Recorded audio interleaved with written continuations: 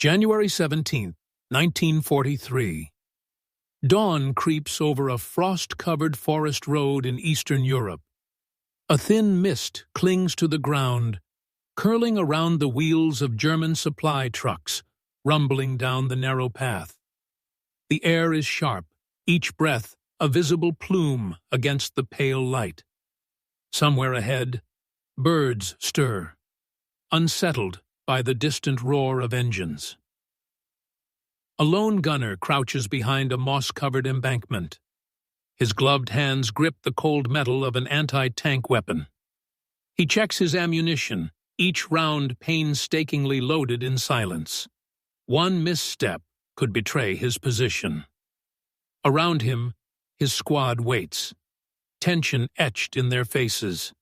The world feels still, but the forest is alive with sound. The crunch of tires over frost, the faint clatter of chains, the distant bark of a dog startled by early morning traffic. He inhales slowly, counting heartbeats, measuring the distance to the first truck. Seconds stretch, thick with anticipation. His eyes narrow on the convoy.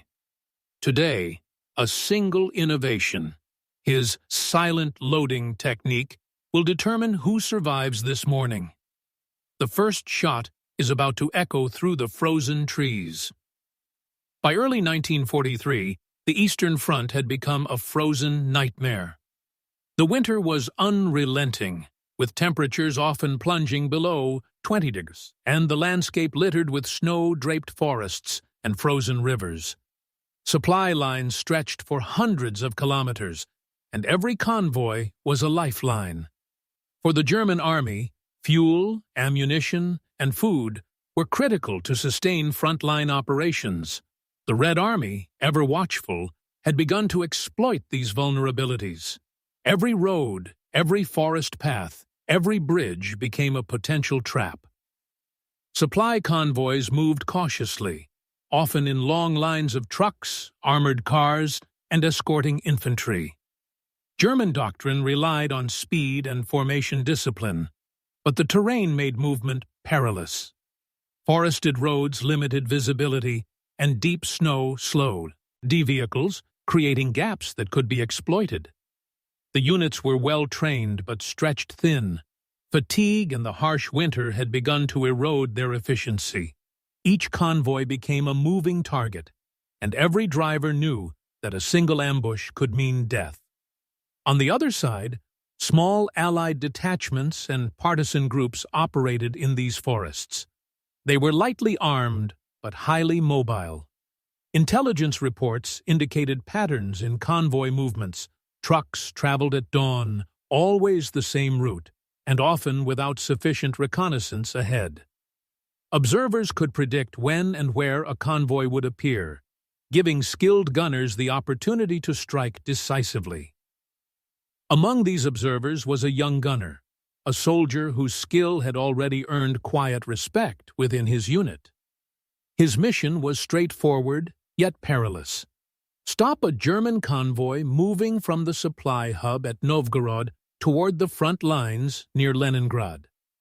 The convoy consisted of 8 trucks, 2 armored cars, and an escort of 20 infantrymen.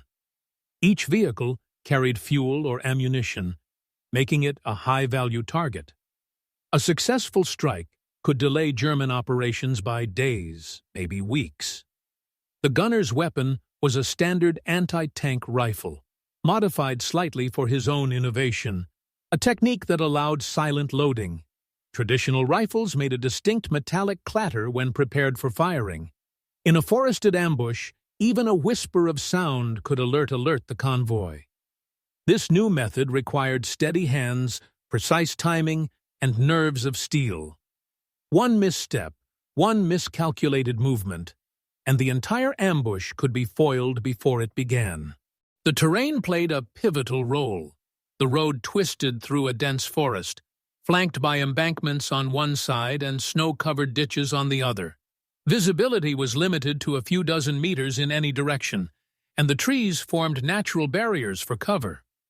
The gunner had scouted this section for days, learning the angles, distances, and patterns of sunlight. He knew exactly where to position himself for maximum impact and how to remain unseen until the last possible moment. The squad itself was small but disciplined. Each member had a specific role. One would signal the approach of the convoy, another would cover the rear for potential flanking, while the gunner would execute the main strike. Every step had been rehearsed silently, gestures replacing words, eyes conveying instructions. The weight of responsibility was immense. A single failure could cost lives, not just for the squad, but for the larger campaign. Psychologically, this was a test of endurance and patience. The gunner had to remain motionless for hours, eyes fixed on the road ahead, listening for the faintest engine hum or metallic echo. Time stretched thin in the frozen forest. Minutes felt like hours. Every sound was magnified. The crackle of ice underfoot, the subtle whistle of wind through the branches, the distant call of a crow. Any misinterpretation could trigger a premature engagement, giving the enemy a chance to retaliate. By dawn, the forest seemed to hold its breath. The convoy, still a few hundred meters away, would soon enter the kill zone. The gunner adjusted his position slightly, ensuring the weapon's sight aligned perfectly with the first target. The squad remained frozen, eyes on the same line of movement. The tension was absolute, yet controlled. Here, in the silence before the storm, the interplay of skill, patience, and innovation would define the outcome. The stage was set. The foe, rest, the frozen road, the convoy, and the gunner's silent loading technique were all poised for a confrontation that could alter the tactical flow in this sector of the Eastern Front. One misstep, one early sound, and the element of surprise would vanish. But if executed correctly, this ambush would not only stop the convoy, but send shockwaves through enemy supply operations for days to come. Every calculation, every heartbeat, and every breath led to a single truth. This was more than an attack. It was a test of ingenuity under pressure, and the first echo of a gunshot would decide everything. The convoy advanced slowly, its engines muffled by the dense forest and frost-covered ground. German protocols were strict. Vehicles traveled in tight intervals, with scouts at the front and rear, and infantry patrols walking alongside. Yet the winter's harshness had already begun to erode discipline. Drivers were tired, visibility was poor, and the constant threat of ambush weighed heavily on every man. Fatigue made the familiar road seem unpredictable, as if the forest itself conspired against them. The gunner and his squad had been observing this section for days. From hidden positions in the underbrush, they mapped the convoy's movements. The time, it appeared, the formation of vehicles, even the slight sway of the lead truck's cargo under acceleration. Intelligence had revealed that this convoy was carrying a combination of fuel, ammunition, and medical supplies, materials that could alter the front lines if delayed or destroyed. To intercept it, precision was essential. Any miscalculation could alert the enemy, forcing them to call reinforcements or escape. Life in the squad was austere and quiet. They shared rations in silence, conserving energy and avoiding unnecessary noise. Every soldier understood the stakes. Conversations were minimal, replaced by hand signals and practiced gestures. Fear was constant, but disciplined. Each member had endured the cold, hunger, and constant tension of the front for weeks, and yet their focus never wavered. They knew that survival depended on mastery of the terrain, timing, and execution. The terrain itself was both ally and adversary. The narrow forest road curved around embankments, dipped into frozen ditches, and passed over small creeks iced over by winter. Snow muffled footsteps, but also reflected light, risking detection. The gunner had chosen a position that offered both concealment and an unobstructed line of fire. From here, the first truck would appear at a distance that allowed a precise, lethal shot, and the last vehicle could be trapped before reinforcements arrived. Every slope, tree, and mound had been measured, memorized, and rehearsed. German convoy procedures were thorough but predictable. Each truck followed the same spacing, the same speed, and the same routine. Scouts at the front would occasionally pause to check the road ahead, while rear guards ensured stragglers did not lag. Infantry moved alongside, rifles at the ready, eyes scanning the forest. Yet routine was the enemy of caution. The gunner's innovation, the silent loading technique, exploited exactly this predictability. Traditional methods of preparing the weapon were audible, the metallic clicks and rumbles carrying far in the still winter air. Silent loading allowed the gunner to remain undetected until the moment of fire, preserving the element of surprise. The psychological strain on the gunner was intense. He was alone with his responsibility, every decision potentially life or death. He rehearsed each mentally, load, aim, fire, shift to the next target. Muscle memory had been drilled repeatedly in the cold, but the knowledge that one misstep could reveal his position was ever present. Adrenaline and patience coexisted uneasily. The forest seemed to watch him as much as he watched the road, shadows and sounds amplifying his awareness. Meanwhile, the German drivers remained unaware of the trap forming ahead. Their minds were occupied with survival along the harsh front, the challenges of fuel shortages, and the pressure to deliver supplies. Confidence in procedure and equipment was high, but overconfidence could be fatal. They moved as a single unit, a well-oiled machine, blind to the hunter, waiting silently in the trees. As the convoy drew closer, every member of the gunner's squad assumed their position. Scouts signaled with subtle gestures. A glance could mean approach or ready.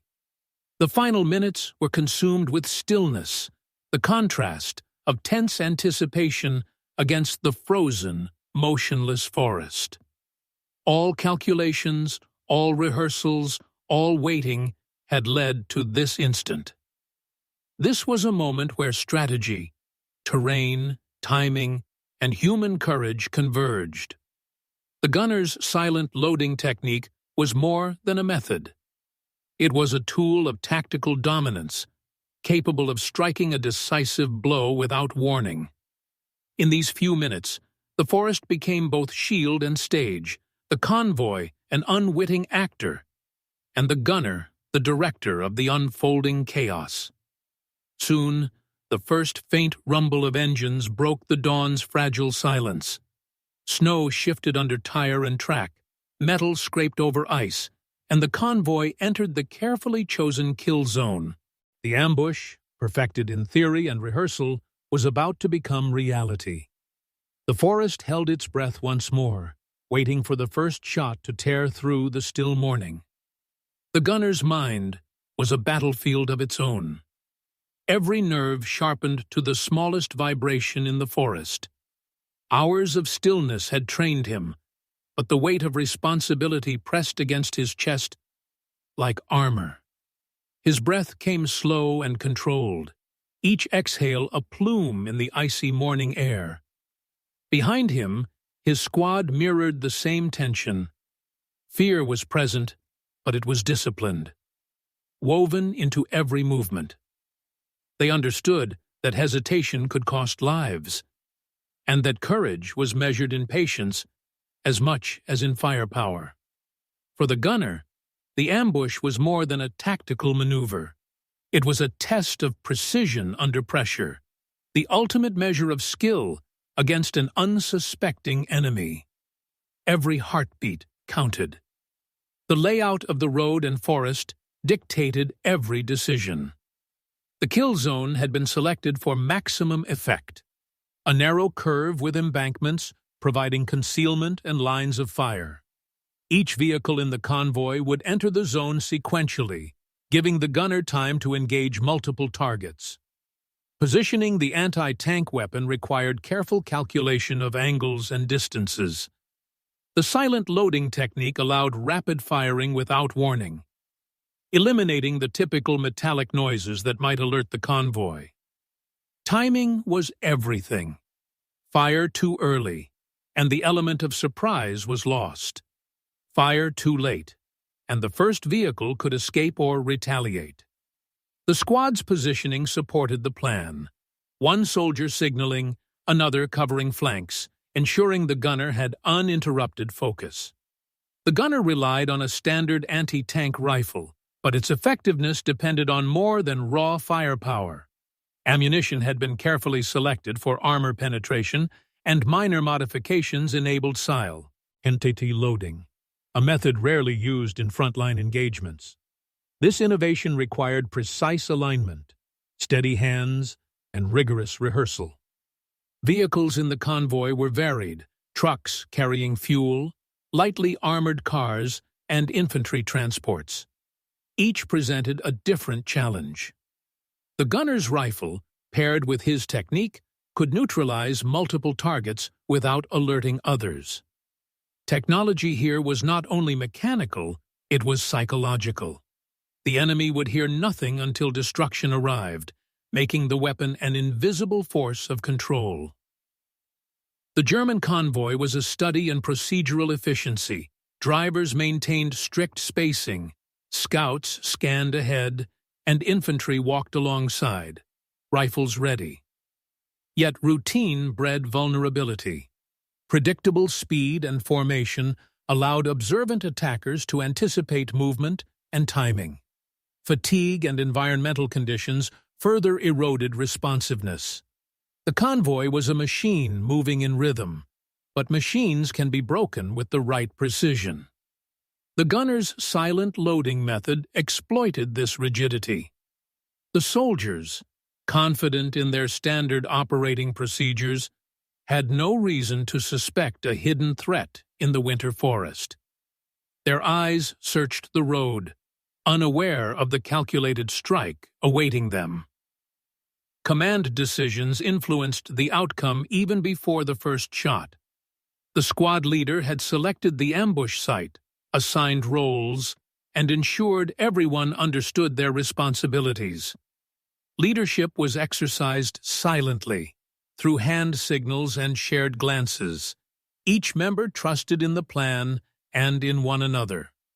Decisions made in the planning phase dictated the gunner's freedom to act decisively. The success of the operation depended not only on the weapon or position, but on clear command and cohesion under tension. Leadership here was as much about patience and planning as it was about inspiring confidence. The ambush, too, did more than skill. It tested resolve. The gunner knew that the enemy were soldiers like him, but survival required cold efficiency. The moral weight of taking lives in silence was palpable. The psychological impact on the enemy would be instantaneous. Panic, confusion, and fear would ripple through the convoy in seconds. For the gunner's squad, the act of restraint, waiting silently for the right moment, was as challenging as firing. Victory required not brute force, but control over emotion, timing, and reaction. Each member carried this weight silently, aware that their collective discipline would define both the attack's success and their own survival. As the convoy approached the first curve in the forest road, the gunner shifted slightly, aligning his rifle. Every angle, human, tactical, technological, enemy, leadership, morale, intersected here in this single calculated moment. The ambush was no longer theoretical. The soldiers, vehicles, and weaponry were all poised in a delicate balance, waiting for the first shot to tip the scale. In this frozen morning, in the quiet of the forest, all elements converged. The moment was imminent. The gunner's concentration was absolute. Muscles coiled, senses sharpened, every sound amplified. He felt the cold bite at exposed skin, but it was irrelevant. Focus overrode discomfort. Behind him, his squad mirrored this discipline, their silent readiness a testament to training and trust. Fear existed, but it was harnessed, an instrument rather than a hindrance. Each soldier understood that hesitation could unravel the plan. For the gunner, it was a battle of nerves, patience, timing, and precision measured against the approaching convoy. The human element here was not brute force, but control, the mastery of self in anticipation of chaos. The road narrowed further ahead, creating a natural funnel. The gunner's position allowed clear lines of fire across this section, maximizing the chances of striking multiple vehicles before the convoy could respond. He had calculated trajectories, distances, and reload times to the second. Each round would target the weakest point of the approaching vehicle: fuel tanks, engine compartments, and lightly armored sections. The silent loading method provided a tactical advantage, removing the audible warning that would normally trigger enemy evasive action. Coordination with the squad ensured that if a flank became compromised, suppression fire could be applied. Timing, concealment, and sequence were the backbone of this ambush. The rifle, a standard anti-tank model modified for silent operation, was the centerpiece of this attack. Its rounds were carefully chosen for penetration, and the rifle's mechanism had been adjusted to minimize noise during loading. Light artillery was unnecessary. This ambush relied on precision, stealth, and the element of surprise. Even small technological advantages, like the alignment of sights in low light or the choice of ammunition for varying armor, could determine the outcome.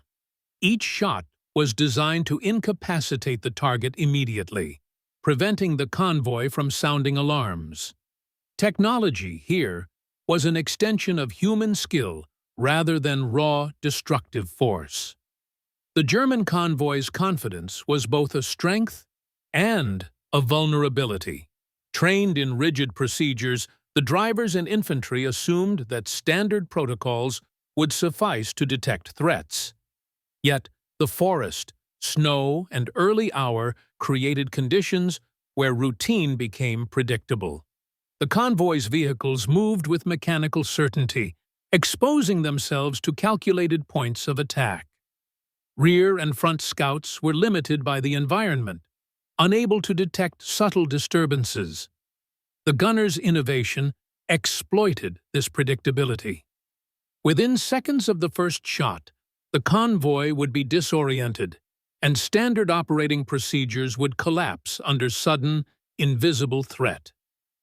Leadership within the squad emphasized precision and composure. Orders had been distributed clearly and rehearsed repeatedly. Each soldier knew when to act, when to signal, and when to remain still. This quiet form of command relied on shared understanding rather than verbal instruction. The gunner's freedom to operate depended entirely on this coordination. Effective leadership created the conditions for initiative, ensuring that human skill and tactical planning could manifest without interference or confusion. In this environment, command was silent, but its influence was absolute. The tension in the forest was mirrored by an invisible moral calculus. The gunner was acutely aware of the human cost. The enemy were not faceless targets. They were trained soldiers, fathers, sons, men fighting for survival. Yet the demands of war required efficiency and decisiveness. Psychological pressure was intense. Every heartbeat marked the thinning window to act, every breath a reminder of stakes beyond personal survival. On the other side, the convoy remained unaware of the impending catastrophe. Fear, panic, and confusion would erupt in seconds, magnified by the shock of silent, precise destruction. The moral challenge for the squad lay in reconciling duty with conscience, action with restraint. As the first trucks entered the kill zone, all angles intersected. The human element, courage, patience, and control worked in tandem with tactical placement. Technology amplified the gunner's skill, while enemy predictability and procedural rigidity created opportunity. Leadership and coordination enabled decisive action, and the psychological tension ensured total focus. Every element had been considered, every risk calculated, and yet nothing could replace the immediacy of execution. The forest held its breath, the convoy moved inexorably forward, and the gunner's rifle rested ready. The first shot would not only strike metal and flesh, it would ignite chaos, testing every human, tactical, technological, and moral factor in play. In these frozen moments, all preparation, observation, and ingenuity converged on a single, unavoidable truth. The ambush was about to begin. The forest remained still as the first truck rounded the bend. Frost crunched under its tires, the engine's low hum cutting through the dawn silence. The gunner's gloved finger hovered near the trigger, heart synchronized with the rhythm of the approaching convoy. Every calculation, every rehearsal, every moment of stillness led to this instant. The first vehicle entered the kill zone perfectly, unaware of the hidden threat. With a steady breath, the gunner fired. The round struck the fuel tank, igniting a sudden eruption of flame and smoke. The lead truck veered uncontrollably, its momentum halted by the icy road, flames licking at the sides. The convoy's formation broke instantly. Soldiers shouted, rifles raised, scanning the forest in confusion. But they were too late. The next vehicle, unaware of the danger, rolled into the trap. The gunner reloaded silently, the rifle almost invisible in motion. Each shot was deliberate, precise, targeting engines, tires, and fuel compartments. Trucks collided. Armored cars skidded into ditches, and the convoy descended into chaos.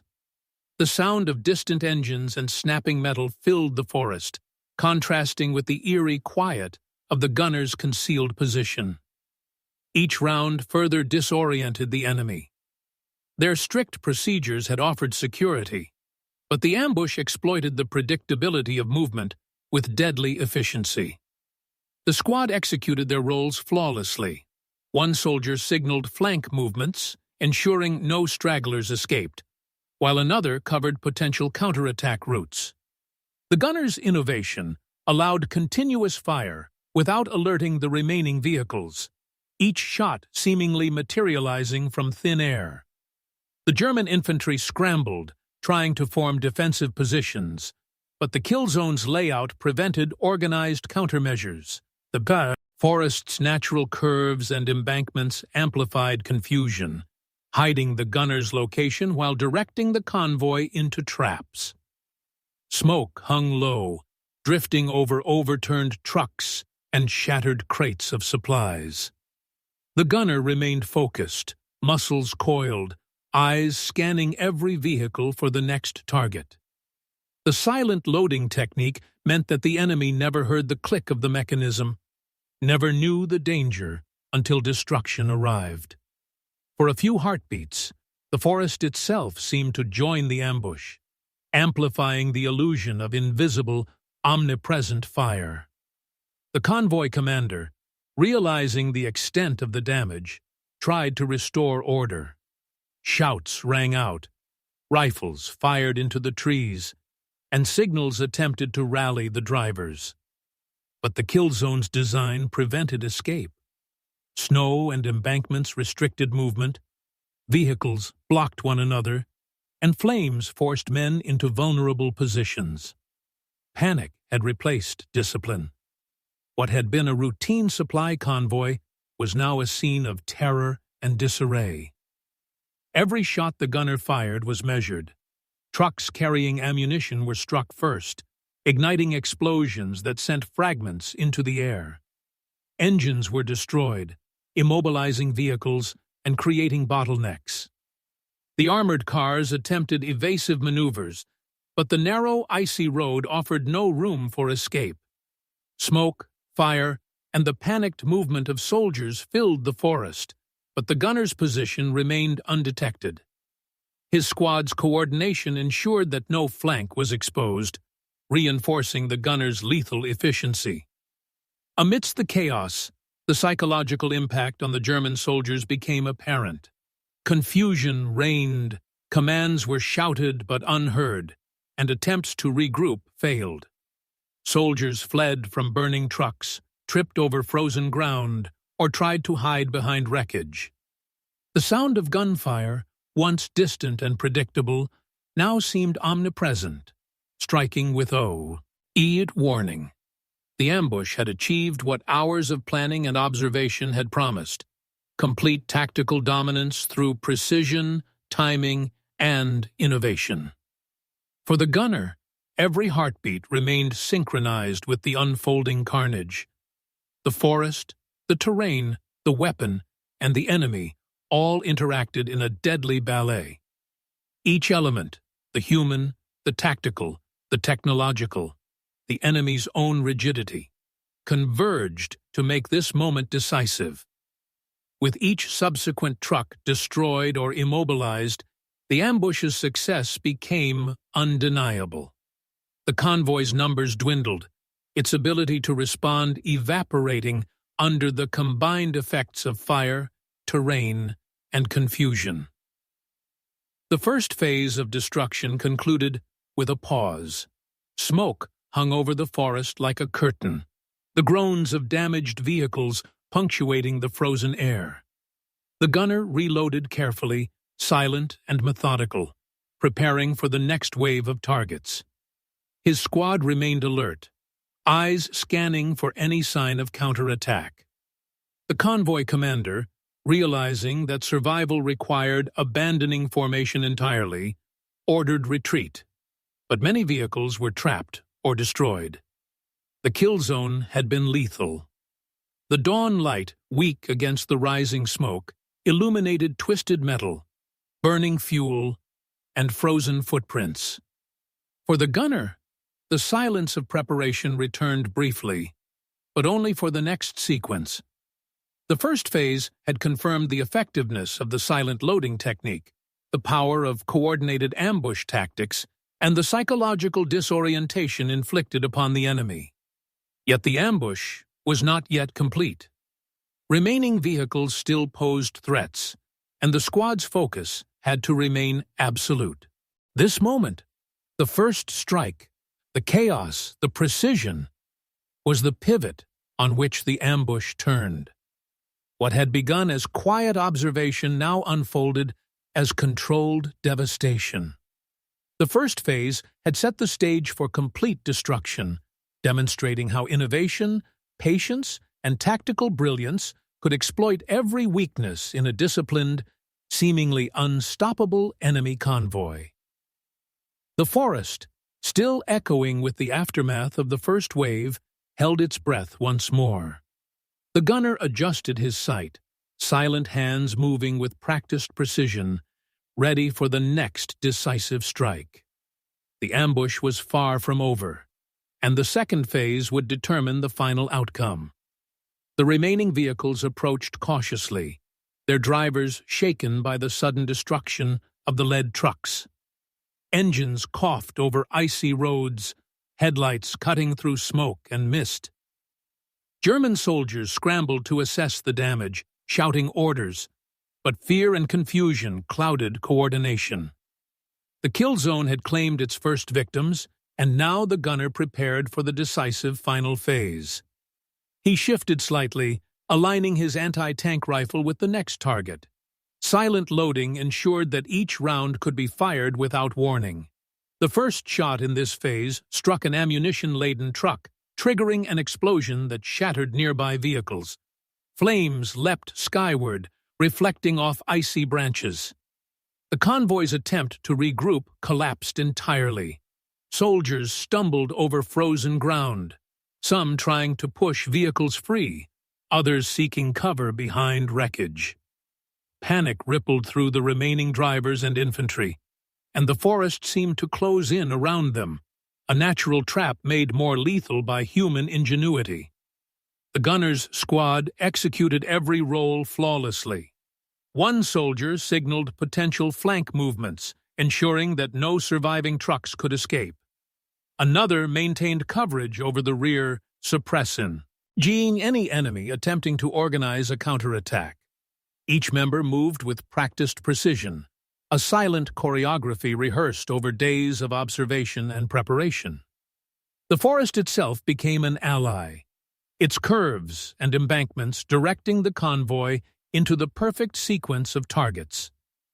The gunner's focus remained absolute. He adjusted for distance, wind, and smoke, each shot calculated to maximize damage while maintaining stealth. Vehicles were struck in critical points: engines, tires, fuel tanks, ensuring immobilization. Armored cars attempted evasive maneuvers, but narrow roads and icy conditions prevented escape. The convoy commander, realizing the disaster unfolding, attempted to rally his men, but voices were lost amid explosions and the roar of fire. The gunner remained unseen, a ghost orchestrating chaos with deadly precision. The psychological effect on the Germans intensified. Soldiers were disoriented, unsure of the number of attackers, the location of fire, or the safest direction to flee. Panic became widespread. Attempts at defense were sporadic and ineffective. In less than 15 minutes, what had begun as a well-organized convoy dissolved into chaos.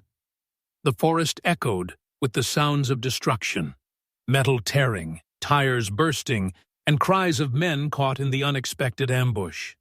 The gunner's silent loading technique proved decisive. Unlike conventional methods, which could betray position and prompt immediate retaliation, this innovation allowed continuous, precise fire. The remaining vehicles had no warning until each was struck. One by one, trucks were disabled or destroyed. Armored cars skidded into embankments or overturned, while infantry tried desperately to find cover.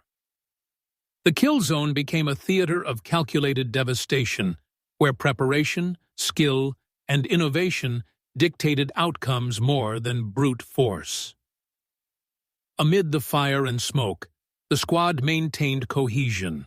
Communication was nonverbal, but perfect.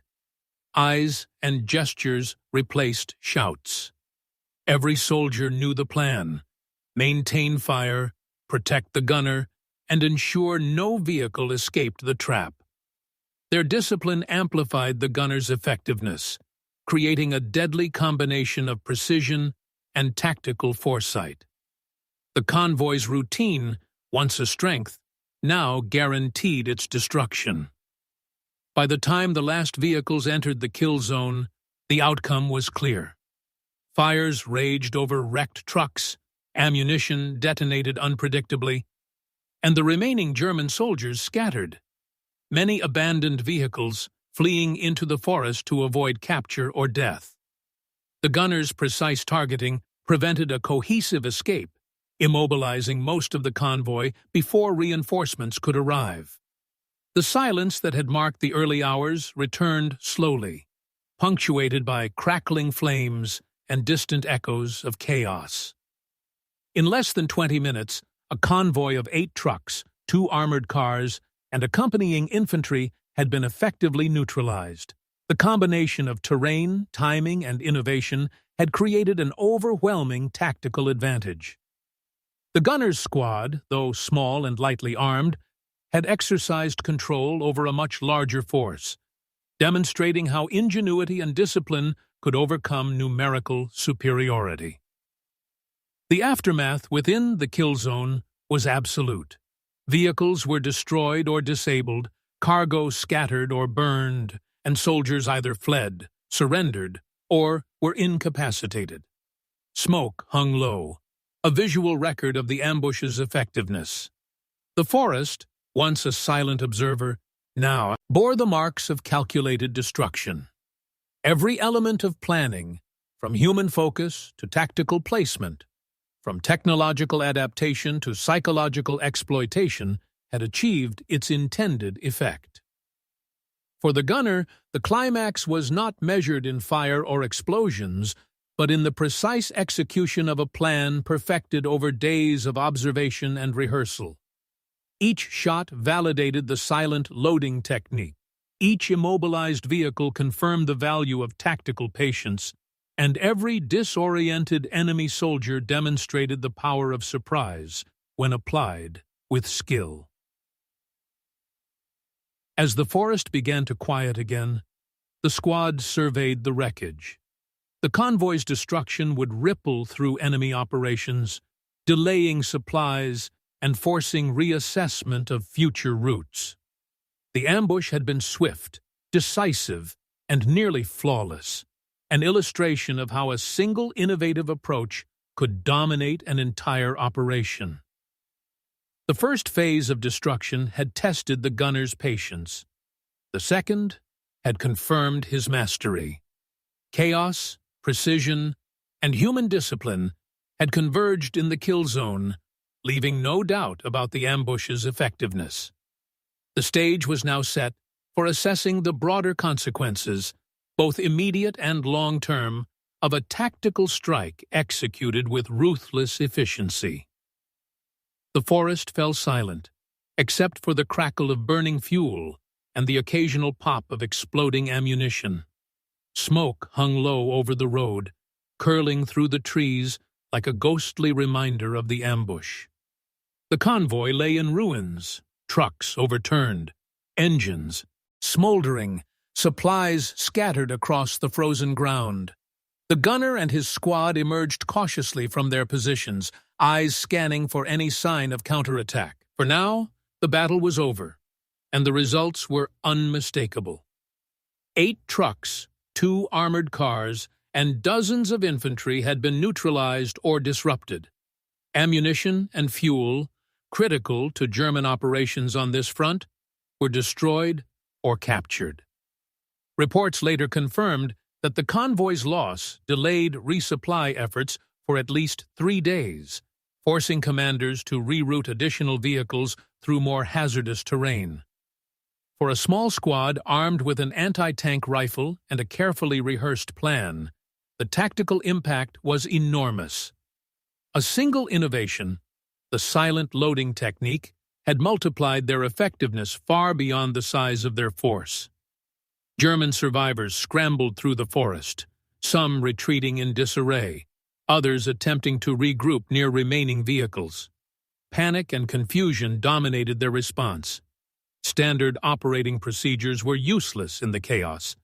The kill zone had removed the possibility of organized resistance. Commanders noted later that such ambushes, though small in scale, had disproportionate psychological impact on convoy crews. Fear, once instilled, slowed subsequent movements and increased caution to the point of inefficiency. The squad assessed their casualties, minimal, thanks to careful planning and concealment. The gunner's position had remained undetected throughout, allowing uninterrupted execution. Other members had maintained cover and observation, preventing any flanking attacks or counterfire from reaching them. Every movement had been calculated, and the forest's natural concealment amplified their tactical advantage. Their discipline, patience, and coordination had ensured success with negligible risk. Supplies, once safely transported, now littered this.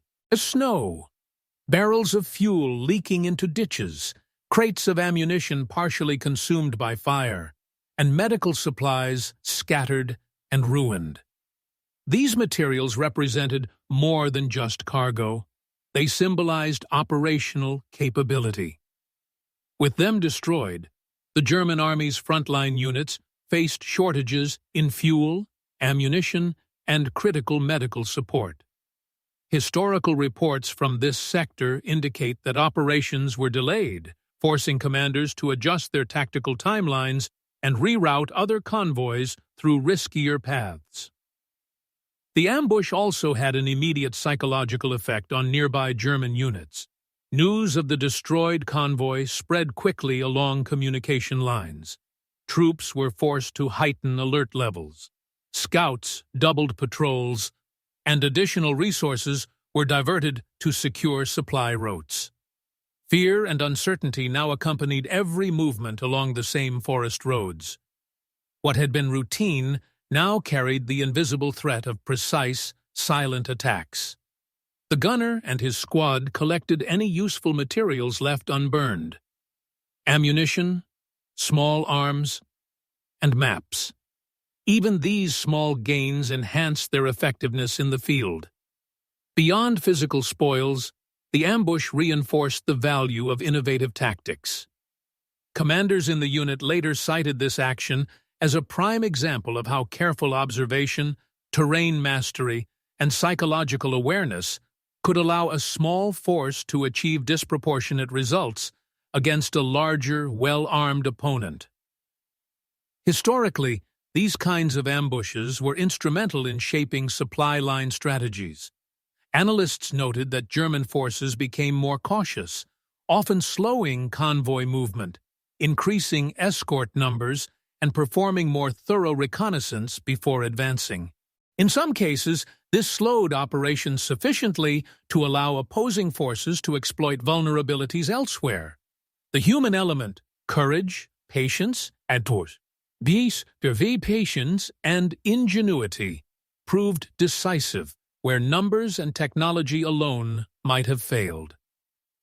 By mid-morning, the forest had returned to relative calm. Fires smoldered, smoke drifted over icy embankments, and the distant sounds of retreating German soldiers faded.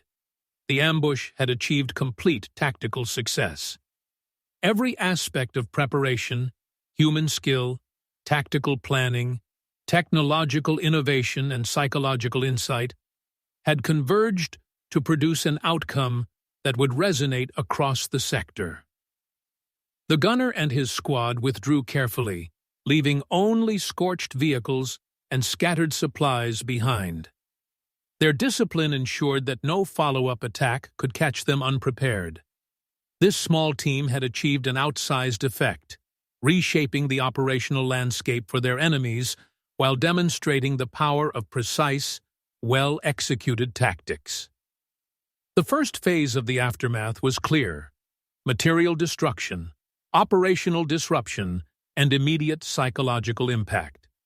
Yet, the broader consequences, long-term operational shifts, morale effects, and recognition within their own unit, would unfold in the days and weeks to follow. The ambush had not only neutralized a convoy, but also introduced a new standard for tactical innovation and the application of skill under pressure. The frozen forest road now bore the marks of ingenuity and devastation. Flames, twisted metal, and discarded supplies told a story of small forces achieving large results. The ambush's success was not accidental. It was the product of patience, preparation, and precise execution. As commanders would later report, the silent loading technique and disciplined approach provided lessons that extended beyond this single engagement. The stage was set to examine these long-term consequences, assessing how a few determined soldiers could alter supply chains, influence operational strategy, and leave a lasting mark on the broader campaign. The immediate results had been undeniable.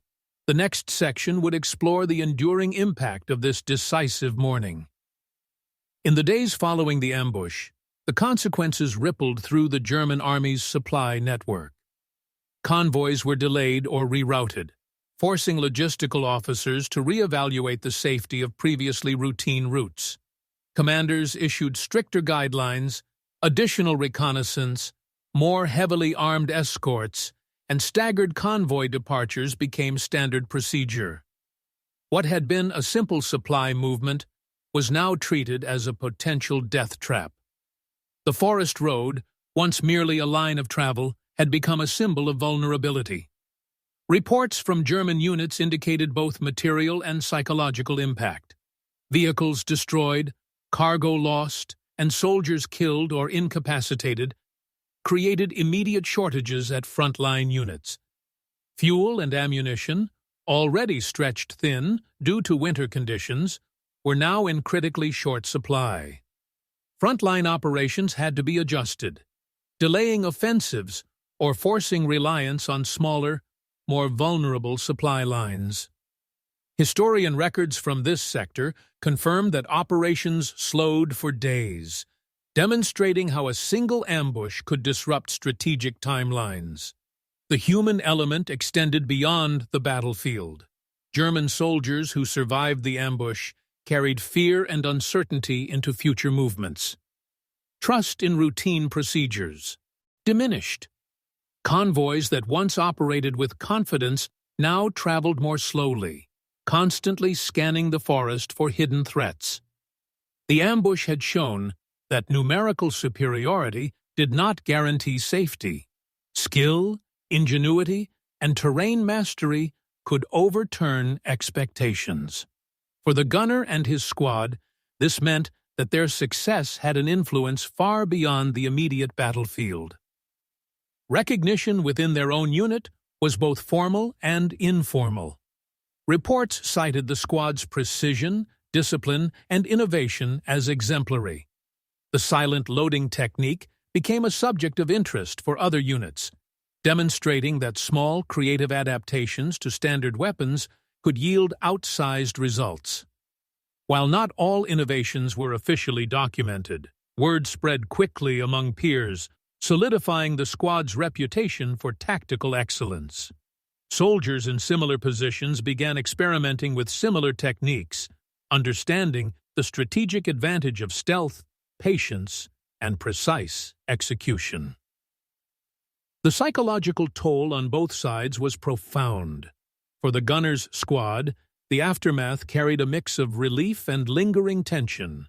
Even after the ambush was complete, awareness of potential counterattacks kept their nerves taut. The responsibility of having neutralized an entire convoy weighed heavily, as did the awareness of the enemy's human presence. On the German side, survivors recounted the ambush with lasting unease. The suddenness and precision of the attack left a deep imprint on memory, shaping behavior and operational caution in subsequent engagements. Strategically, the ambush had demonstrated the effectiveness of small unit innovation. Military analysts later noted that the use of terrain, combined with technological adaptation and human discipline, could enable limited forces to achieve disproportionate results. The engagement became a case study in operational activity, observing enemy patterns, exploiting predictability, and executing precise, coordinated attacks. The forest kill zone illustrated the principle that effective warfare relied not solely on numbers or firepower, but on intelligence, timing, and execution. Reports following the engagement highlighted the importance of morale. German soldiers' confidence in standard procedures was shaken. Fear of unseen threats slowed movements, increased caution, and forced over-allocation of resources to protect convoys. Meanwhile, the gunners' squad gained confidence and cohesion, their successful execution reinforcing trust in leadership, training, and innovation. Lessons learned from this ambush influenced both small unit tactics and broader operational planning in the sector. The physical remnants of the ambush remained as stark evidence. Charred vehicles, twisted metal, and burned supplies marked the road for weeks. Local scouts and partisan groups observed the scene, recognizing the effectiveness of the small unit's tactics. The ambush's result extended beyond immediate casualties. It created a psychological and operational ripple effect that altered enemy behavior, delayed operations, and highlighted the critical importance of reconnaissance and innovation. Historians later reflected on the significance of such ambushes. They illustrated how a single, well-executed strike could achieve results disproportionate to the attacking force's size. The gunner's squad had leveraged human ingenuity, precise tactics, and technological adaptation to overcome a larger, well-equipped enemy. Supply lines were fragile, procedures could be exploited, and the human element, discipline, courage, patience, remained decisive. Engagement became a reference point for training and doctrine in both small unit operations and broader logistical planning. By the end of the aftermath phase, the forest had returned to an uneasy calm. Fires had burned out, smoke lingered, and the road lay littered with evidence of destruction. Yet the impact extended far beyond the physical scene. Enemy movements were altered, morale shifted, and tactical lessons were absorbed by both sides. The ambush demonstrated that warfare was not only fought with weapons, but with intelligence, innovation, and psychological insight. The stage was now set for reflection. Beyond destruction, delay, and disruption, the ambush left an enduring impression on history, a demonstration of human skill, tactical innovation, and the quiet power of disciplined patience. From these frozen woods, the story of courage, innovation, and deadly precision would echo across campaigns, shaping both enemy behavior and the understanding of what a small, determined force could achieve. In the frozen forest of January 1943, a single ambush revealed the profound impact of skill, patience, and innovation on the battlefield. The gunner's silent loading technique, coupled with careful observation and precise execution, turned a small squad into a force capable of crippling an entire convoy. It was a demonstration that warfare was not dictated solely by numbers or firepower. Intelligence, timing, and human discipline could shape outcomes in ways that brute strength alone could not. This ambush illustrates a timeless truth of combat. The most effective strategies often emerge from preparation and understanding of the environment. The forest, the frozen road, and the predictable patterns of the convoy became instruments in the hands of a disciplined and creative team. Every angle, human, tactical, technological, and psychological, was leveraged to create decisive results. The silent waiting, the precise movements, and the deadly execution underscore how mastery of detail can amplify the impact of even modest resources. The consequences went beyond the immediate destruction. Supply delays forced enemy commanders to rethink operations, while fear and uncertainty lingered long after the last shot. On the human level, the ambush demanded courage, restraint, and moral clarity. The gunner and his squad acted decisively, yet responsibly, understanding both the stakes and the human cost of their actions. Their success reshaped enemy behavior and left a mark on tactical thinking for small unit operations. History often remembers grand battles and massive armies, but moments like this reveal another layer of warfare: the power of ingenuity under pressure. A single innovation combined with discipline and strategy can alter the course of operations, creating effects that echo far beyond the immediate moment. In these quiet, frozen woods, the lesson was clear: warfare rewards observation, precision, and human resolve as much as strength. From the chaos of fire, smoke, and confusion emerged a story of ingenuity and calculated courage. It is a reminder that history is shaped not only by vast armies, but also by individuals who see opportunity, act decisively, and redefine what is possible in the crucible of war.